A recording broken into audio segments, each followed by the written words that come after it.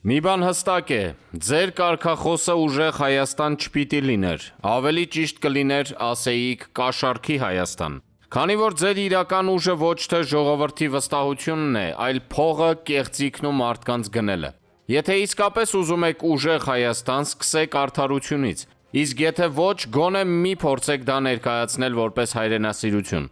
Մարդիկ արդեն տեսնում են ամեն ինչ, արդեն իսկապես ամոթ է։ Ինչքան կարելի է նույն ձևով, կեղծիքով, փողով ու մարդկանց խաբելով փորձել հասնել իշխանության։ Ամեն ընտրությունից առաջ նույն սցենարը՝ բարեգործություն, օգնություն, բայց իրականում պարզ ընտրակաշառք։ Մարդկանց չեն հարգում, այնքան են վստահ, որ կարելի է փող տալ ու ձայն գնել։ Եթե այդքան վստահ եք ձեր ուժերի վրա, ինչու չեք գնում ընտրության պարզ ճակատով։ Ինչու եք վախենում արդար մրցակցությունից։ Թե գիտեք, որ առանց փողի ու կեղծիքի ոչ մի շանս չունեք։ Այդ դեպքում գոնե ընդունեք դա, ոչ թե ձևացրեք, թե ժողովրդի մասին եք մտածում։ Արդեն որերորդ դեպքն է բացահայտվում ընտրակաշառքի։ Բարեգործության անվան տակ մարդկանց գնելը ոչ թե օգնություն է, այլ բացահայտ ստորություն։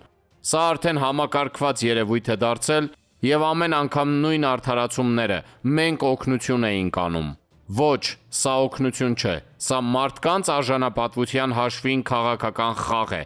Եվ գիտեք ամենացավալին որն է, որ դեռ կան մարդիկ, ովքեր պատրաստ են իրենց ձայնը վաճառել, մեկ օրվա փողի համար պատրաստ են տարիներով իրենց ապագան տալ։